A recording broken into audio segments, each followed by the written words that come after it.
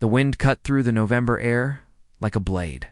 Kate Middleton stood perfectly still, her navy coat buttoned to the collar, her face composed in the way royals are trained to be. But her hands told a different story. They trembled slightly at her sides. The Remembrance Service at the cenotaph was sacred. Silence hung over the crowd like a heavy blanket. Veterans stood in rows, their medals catching the gray morning light. The king placed his wreath. The queen stepped forward next. Then William. Then Kate. She moved with grace, her heels clicking softly on the stone. She laid her wreath gently, bowed her head, and stepped back into position. The cold wrapped around her like invisible chains. She hadn't expected it to be this bitter. The forecast had said chilly, not freezing. Behind her, standing at attention in his ceremonial uniform, was James Whitmore. He had been a royal guard for 7 years. He had stood through rain, heat, and snow. He never flinched, never broke protocol. But today, something was different. He noticed Kate's shoulders tense.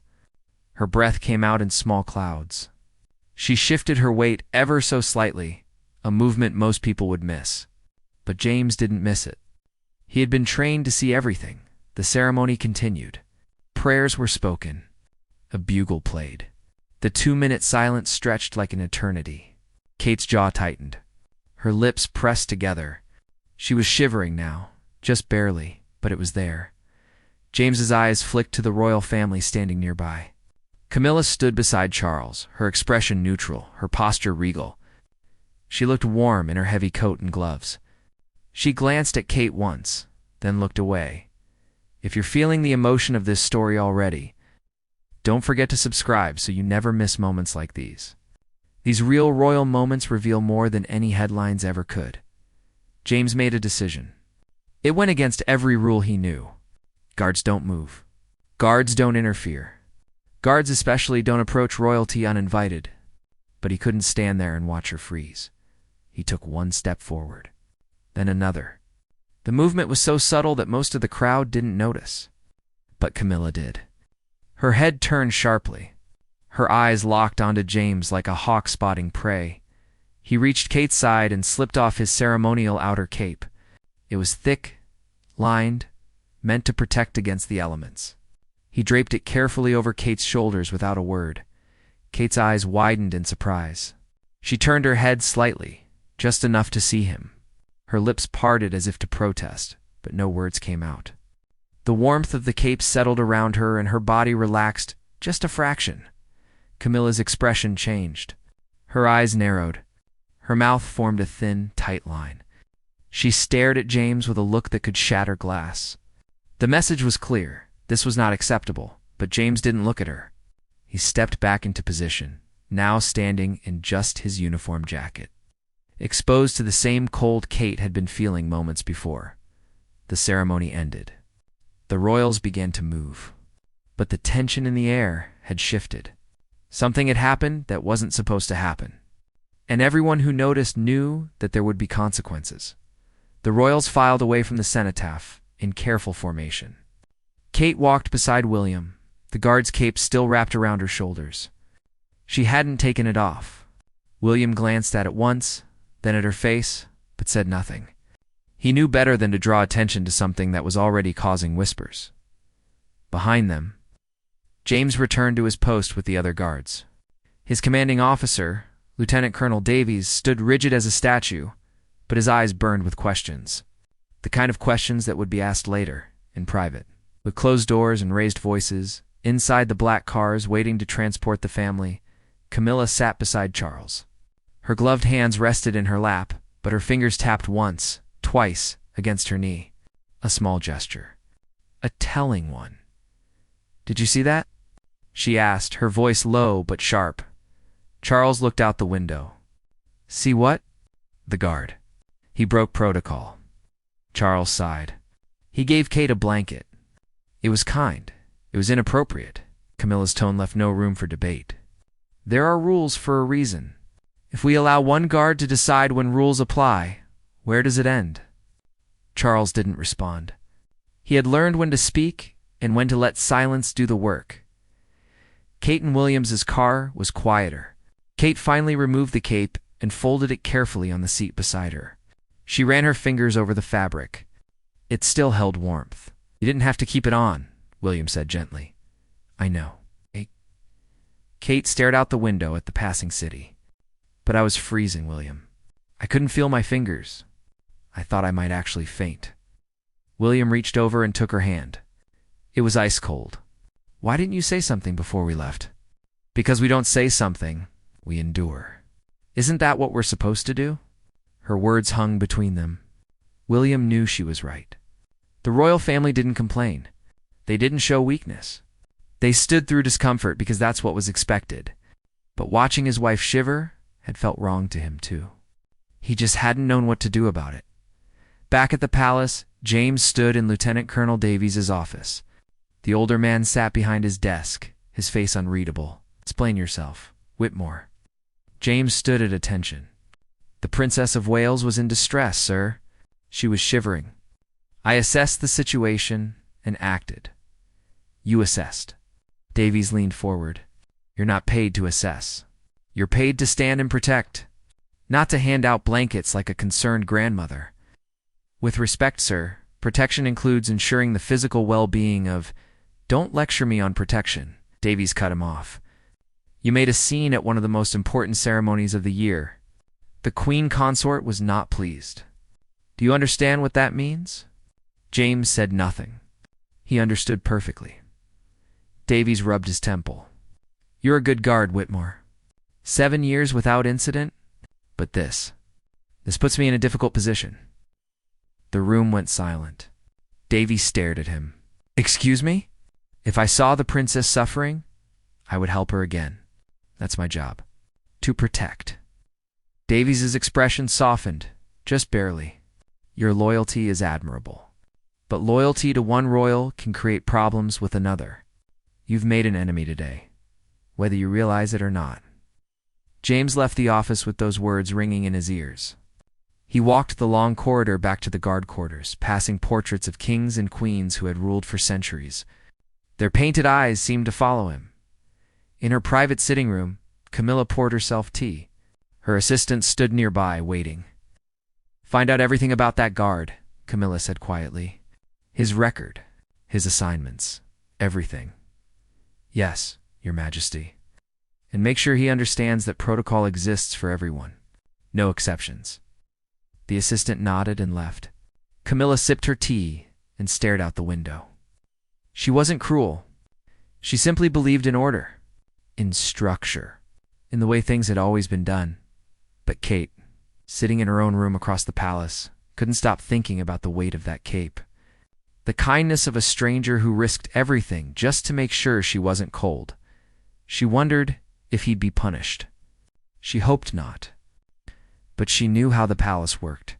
Kindness often came with a price. 3 days passed. The story leaked. It always did. A journalist who had been at the ceremony noticed the exchange and wrote about it. The headline read, "Royal Guard breaks protocol to help shivering Princess Kate." By morning, it was everywhere. Social media exploded. Some called James a hero. Others said he had overstepped. The debate raged online, but inside the palace walls there was only silence. James was reassigned. Not fired, but moved. No longer would he stand at ceremonies. No longer would he be near the principal royals. Instead, he was placed at the East Gate, far from the public eye, far from the family. He accepted it without complaint. He had known this would happen. Kate read the articles on her phone. She sat in the nursery with Charlotte, who was playing with blocks on the floor. The little girl stacked them carefully, her tongue poking out in concentration. "Mummy, why do you look sad?" Charlotte asked, not looking up. Kate set the phone down. "I'm not sad, darling. Just thinking about what? About kindness, and whether people get in trouble for being kind." Charlotte considered this with the seriousness only a child can manage. That would be silly. Being kind is good. Yes, it is. Kate smiled, but it didn't reach her eyes. That afternoon, she requested a meeting with Charles. It wasn't unusual for her to seek his advice, but this time felt different. She walked to his study with purpose. her heels clicking on the marble floors.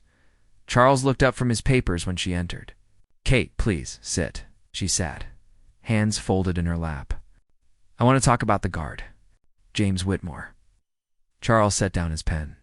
"I thought you might. He's been reassigned. Essentially punished for helping me." "That's not right.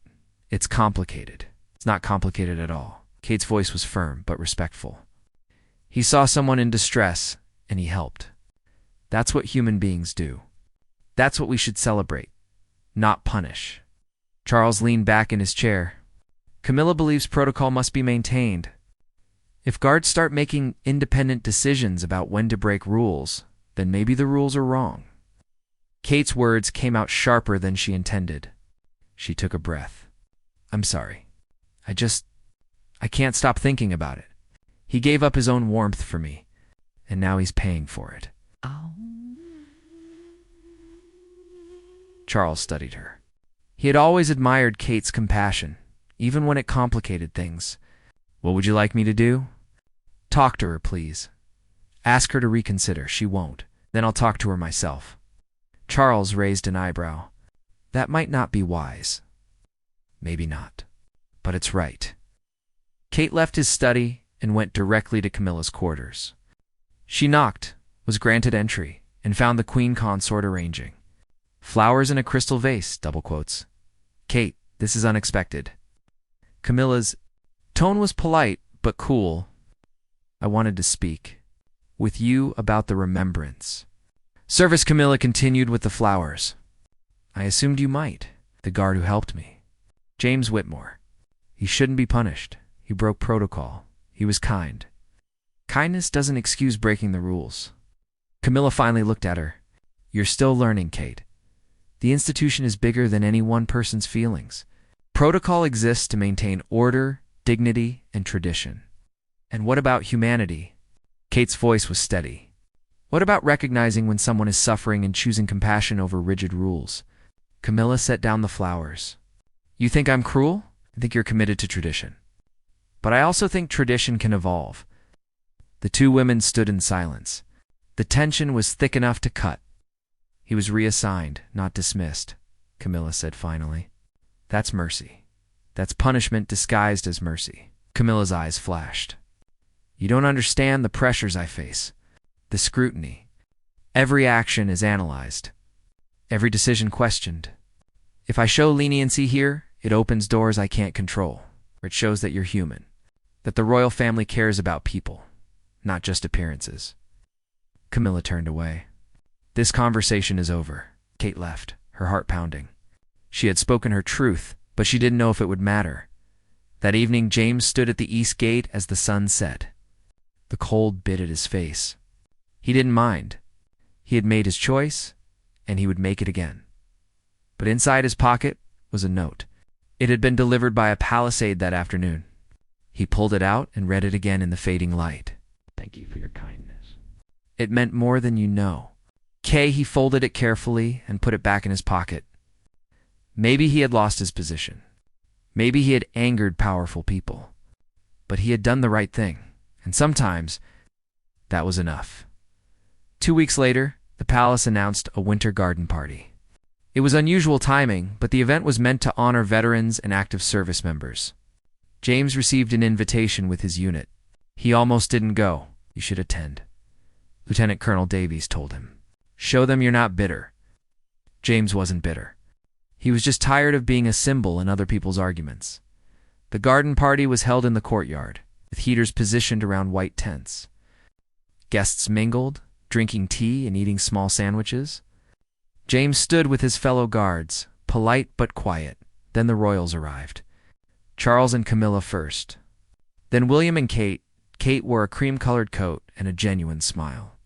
She moved through the crowd, speaking with veterans, thanking them for their service. She had a gift for making people feel seen. James had noticed that before. He tried to stay in the background. But the crowd shifted, and suddenly Kate was standing near his group. Her eyes found him immediately. For a moment, neither of them moved. Then she walked directly to him. "Mr. Whitmore," she said warmly. He bowed slightly. "Your Royal Highness." I wanted to thank you personally for your kindness at the Remembrance Service. Several heads turned. Whispers started. James felt his face flush. I was just doing my duty, ma'am. You did more than that.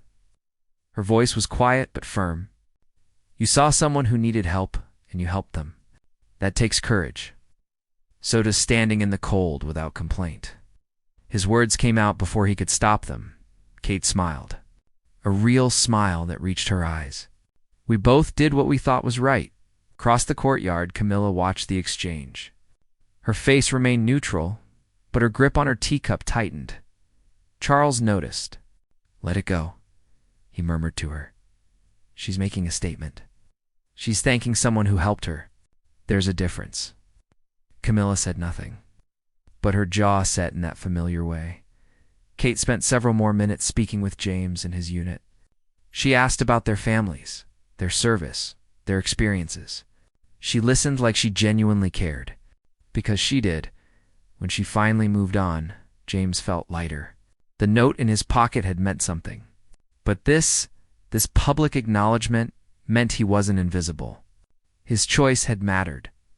Later that evening, William found Kate in their private quarters. She was removing her jewelry, setting each piece carefully in its box. You made quite an impression today, he said. I just thanked someone who deserved it. You know Camilla won't like it. Kate turned to face him. I'm tired of worrying about what Camilla likes. I'm tired of pretending that kindness is controversial. We're supposed to be leading, William. What are we leading people toward if we punish compassion? William was quiet for a moment. Then he crossed the room and took her hands.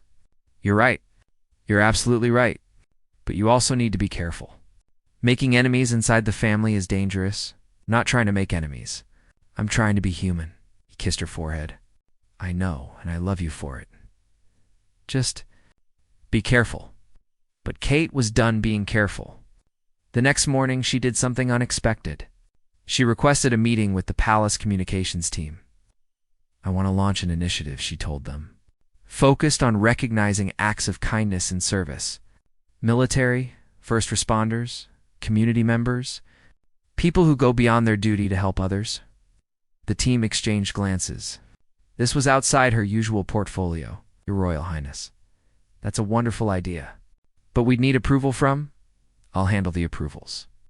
Her voice left no room for argument. Within days, the proposal was on Charles's desk. He read it with interest. It was smart, positive, and would generate good press. But he also knew exactly why Kate was doing it. He called her to his study. This initiative. It's about the Guard. It's about everyone like him. People who deserve recognition. Charles smiled slightly. You're more strategic than people give you credit for. I learned from the best. She met his eyes. Will you support it? He considered. Supporting it would annoy Camilla. Not supporting it would damage his relationship with his daughter-in-law and make him look callous. Yes, he said finally. I'll support it. Kate left his office with a sense of victory. Small, but real. That night, Camilla confronted Charles in their private rooms. You're letting her manipulate you. She's not manipulating anyone. She's doing good work. She's making a point. About the Guard. About me. Charles sighed heavily. Maybe she's making a point that needs to be made. Camilla stared at him. You're taking her side. There are no sides. There's just right and wrong. And punishing someone for an act of kindness feels wrong. It was the first time Charles had openly disagreed with her on the matter. Camilla felt something crack inside her carefully constructed armor. Not anger exactly. Something more complex. Something like doubt. She turned away from him and looked out the window at the dark gardens below. I was only trying to maintain order. I know. But sometimes order costs too much. So the words settled between them like falling snow. Quiet, cold, true. The weeks that followed brought change, slow and subtle, like seasons shifting. Kate's kindness initiative was announced to the public. The response was overwhelming. Letters poured in from across the country, nominating people who had shown extraordinary compassion. Teachers who stayed late to help struggling students. Nurses who held the hands of dying patients. Strangers who stopped to help someone in crisis. James Whitmore's name appeared in dozens of letters. People had seen the news coverage. They remembered. They wanted him honored. Kate read every letter herself. When she saw James's name repeated, she felt something warm spread through her chest. Validation. Not for her, but for him. For the choice he'd made, the first award ceremony was scheduled for March, in the palace ballroom. 50 people would be honored. Kate personally ensured James Whitmore was on the list. When the invitation arrived at his flat, James stared at it for a long time. His girlfriend Emma looked over his shoulder. "You have to go," she said softly. "It feels strange. Being honored for something that got me in trouble? That's exactly why you should go. To show that doing the right thing matters, even when it costs you something." He looked at her. Emma was a teacher. She understood about doing difficult things for the right reasons. What if she's there? The queen consort? Then you stand tall and accept your recognition with dignity. You didn't do anything wrong, James. Don't act like you did. He folded the invitation carefully. "All right, I'll go." Inside the palace, Camilla was having her own struggles. The initiative had grown beyond what she'd expected. The public loved it. Charles supported it. Even William had spoken publicly about the importance of recognizing everyday heroes. She felt isolated, not intentionally excluded, but left behind by a momentum she couldn't control. Her private secretary, Margaret, found her one afternoon staring at the list of honorees for the upcoming ceremony. "Is something wrong, Your Majesty?" Camilla pointed to one name. "He's on the list." Margaret knew immediately who she meant. Yes, the Princess of Wales specifically requested his inclusion. Of course she did. Margaret hesitated, then spoke carefully. "If I may say so, ma'am, the public sentiment around his story has been overwhelmingly positive. Fighting it might not be wise." Camilla set down the list. "I'm not fighting anything. I'm simply adjusting to a new reality, which is that perhaps I was wrong." The words cost her something to say. Margaret had worked for Camilla for years and had never heard her admit error about anything significant. "Ma'am, that's very... don't." Camilla held up a hand. "Don't make it more than it is. I made a decision based on protocol. It was reasonable. But reasonable doesn't always mean right." Margaret nodded and quietly left the room. Camilla sat alone with her thoughts. She thought about her own journey to this position, the years of criticism, the comparisons to Diana that never ended, the feeling of always having to prove herself worthy of a title that many believed she should never have had. She had built walls, high and strong. Protocol had been her shield, tradition her armor. But walls that keep danger out also keep connection away. Kate had no such walls. She walked through the world with an openness that Camilla had never allowed herself, and people loved her for it. The night before the ceremony, Kate couldn't sleep. She stood by the window in her nightgown, looking out at the palace gardens. William woke and found her there, nervous.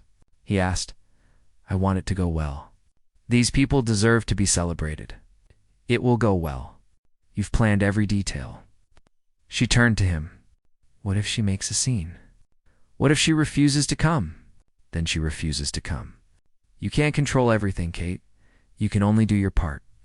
But Kate wanted more than that. She wanted reconciliation. She wanted Camilla to understand. She didn't want to be at war with her family. The morning of the ceremony arrived, cold and bright. The ballroom was decorated with flowers and British flags. Chairs were arranged in rows. A stage was set with a podium and the royal crest hanging behind it. The honorees arrived first, nervous and excited. James came with Emma. He wore his dress uniform, medals polished, shoes shined. His hands shook slightly as they found their seats. Then the royals entered. Charles first, then Camilla, then William and Kate. The crowd stood and applauded. Kate scanned the room and found James immediately. He was sitting near the middle, Emma beside him, holding his hand. Kate smiled. But then she looked at Camilla. The queen consort's face was unreadable. She took her seat with perfect posture, her hands folded in her lap. The ceremony began. Charles gave opening remarks about service and sacrifice. William spoke about courage in everyday life. Then it was Kate's turn. She walked to the podium, her notes in hand, but she didn't look at them. Instead, she spoke from her heart. Today we honor people who saw someone in need and chose to act. Not because it was easy, not because they would be recognized, but because it was right. Her eyes moved across the room, landing briefly on James. Some of these acts were big. Some were small, but every single one mattered. Every single one made someone's dark day a little brighter. Every single one proved that kindness still exists in this world. The room was silent, listening. We live in a time where cynicism is easy, where people assume the worst.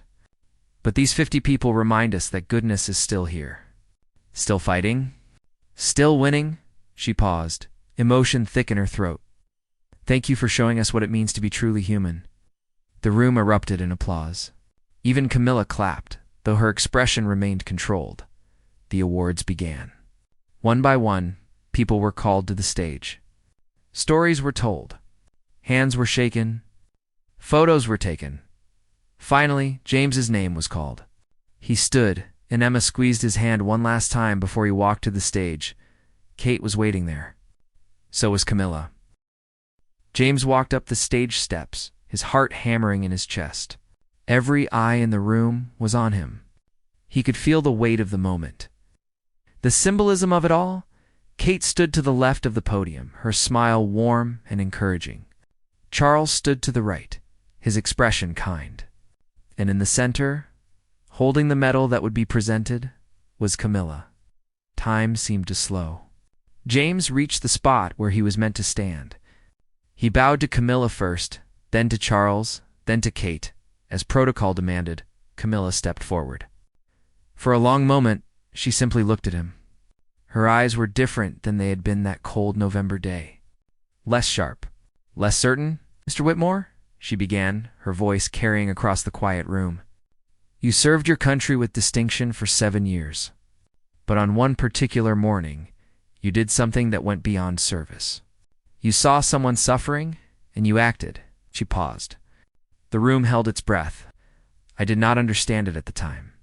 I saw only the breaking of protocol, the disruption of order. But I have learned something these past months. She glanced briefly at Kate, then back to James. Rules exist to serve people, not the other way around. And when we forget that, we lose something essential. Camilla lifted the medal. It caught the light, gleaming gold and red. This medal honors your compassion, your courage, your humanity. Qualities that our guards, our service members, and all of us should aspire to show every day. She pinned the medal to his uniform with steady hands. Then she did something no one expected. She extended her hand to him. James stared at it for a heartbeat, then took it. Her grip was firm. "Thank you," Camilla said quietly, "for reminding me what matters." The room erupted. The applause was deafening. People rose to their feet, and the standing ovation seemed to shake the very walls of the ballroom. James's eyes burned. He blinked rapidly, fighting tears. He looked at Kate, who was wiping her own eyes, not bothering to hide her emotion. William stood beside her, clapping with everyone else, pride written across his face. When the applause finally died down, James returned to his seat. Emma threw her arms around him, and he held her tight. The medal pressed between them. After the ceremony, there was a reception. James stood with Emma, accepting congratulations from strangers who had read his story. He felt overwhelmed in the best possible way. Then Kate approached, William at her side. "Congratulations," Kate said. "You deserve this." "Thank you, ma'am." "For everything. For the note. For this. For not letting it be for nothing." Kate shook her head. "You did that yourself. I just made sure people knew about it." William extended his hand, and James shook it. "You showed my wife kindness when she needed it," William said. "That means more to me than you know." Emma, standing beside James, looked like she might faint from the surreality of it all, as Kate and William moved on to speak with other guests. Camilla appeared. She had been making her own rounds, but she had deliberately waited for this moment. Mr. Whitmore, she said. Might I have a word? James's stomach tightened, but he nodded. Emma squeezed his arm once, then stepped back to give them privacy. Camilla led him to a quieter corner of the reception hall. For a moment, she didn't speak. She seemed to be gathering her thoughts. I owe you an apology, she said finally. I allowed my commitment to protocol to overshadow basic human decency. You did nothing wrong. I did. James didn't know what to say. He had imagined many scenarios, but not this. You don't need to apologize, ma'am. You were doing what you thought was right. So are you? But I punished you for it. That was wrong. She met his eyes. I hope you can forgive me. James felt something shift inside him. The resentment he hadn't even realized he'd been carrying dissolved. There's nothing to forgive, Your Majesty. We were both just trying to do our jobs. Camilla smiled slightly. It was small, but genuine. You're gracious. More gracious than I deserve. She turned to leave, then paused. For what it's worth, you've been reassigned. Starting Monday, you'll be back on the ceremonial detail. Full honors reinstated. Thank you. Don't thank me. Thank the Princess of Wales. She's been rather persistent on your behalf. Camilla walked away, leaving James standing in stunned silence. The evening wound down. Guests began to leave. James and Emma walked out into the cold March night, his medal tucked safely in a presentation box. I can't believe that just happened, Emma said, her breath forming clouds in the air. Neither can I. You know what the best part is? She looked up at him. You didn't change. You didn't apologize for doing the right thing. And eventually, everyone else came around to you. James thought about that. About the long, cold weeks of doubt. About standing at the East Gate wondering if he'd thrown away his career.